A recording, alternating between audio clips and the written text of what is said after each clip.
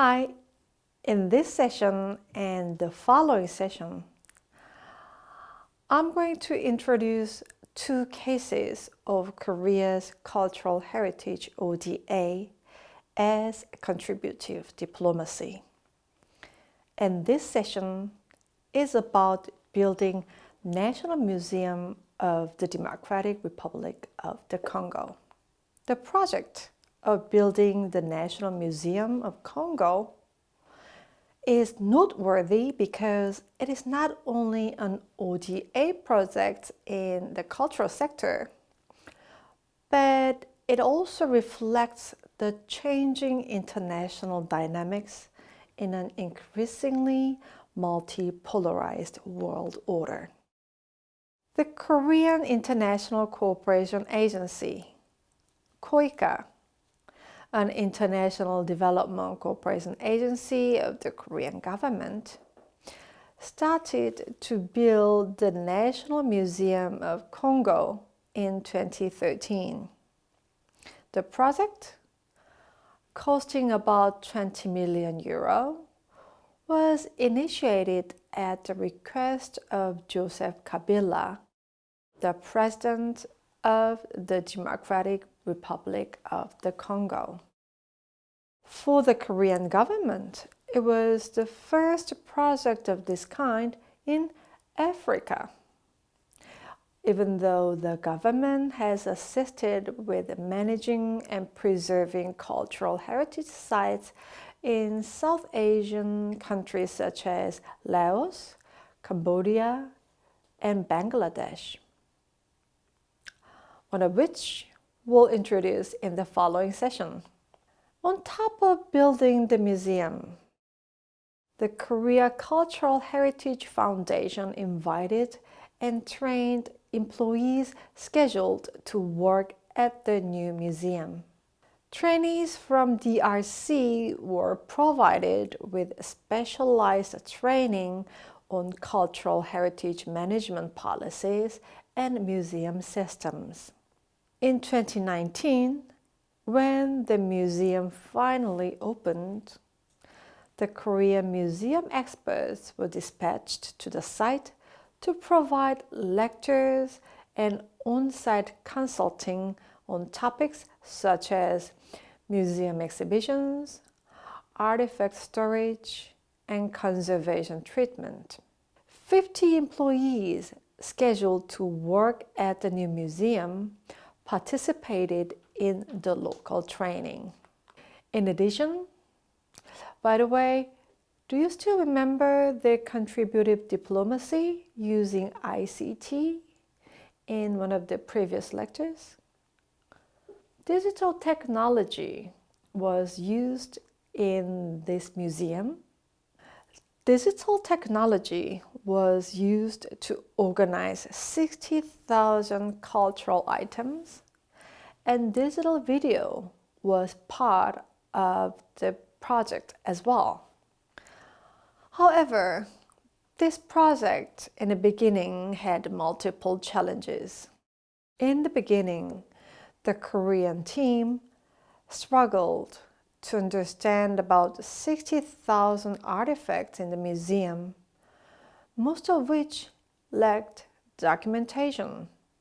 So the museum staff were forced to rely on oral explanations. Yet, the project served as an opportunity to deepen and expand mutual understanding between the two countries. Caleb Wandera Obora, a Kenyan researcher on African culture, notes that a handful of cultures, such as that of Maasai, predominantly represent diverse African cultures due to their commercial value. Against this background, Obora appreciated the building of the museum in Congo. The museum has drawn attention since its construction coincided with the reopening of the Africa Museum in Belgium. In a statement by Emmanuel Macron, the President of France, regarding the restitution of African art. And the restitution drive by France we already talked about in our previous session. Now let's talk about the African Museum in Belgium. The former name of the African Museum in Belgium was the Royal Museum for Central Africa, and it holds one of the largest collections of African artifacts. According to Joseph Ibongo, the director of the newly built National Museum in DRC, the inventory of artifacts in Kinshasa, the capital of DRC, is roughly 1/10 the size of that in Brussels. Here, let me stop and invite Eileen. Eileen is going to help us understand the history of African Museum in Belgium. Eileen? The Royal Museum for Central Africa, which is located in Tervuren in Belgium, is famous for its complex but also controversial history, which is closely connected to Belgium's past as a colonial power in Central Africa. Therefore, let me give you a short overview of the history. The origin of the museum can be traced back to the International Exposition of 1897, which was held under King Leopold II at the so-called Africa Palace in Brussels.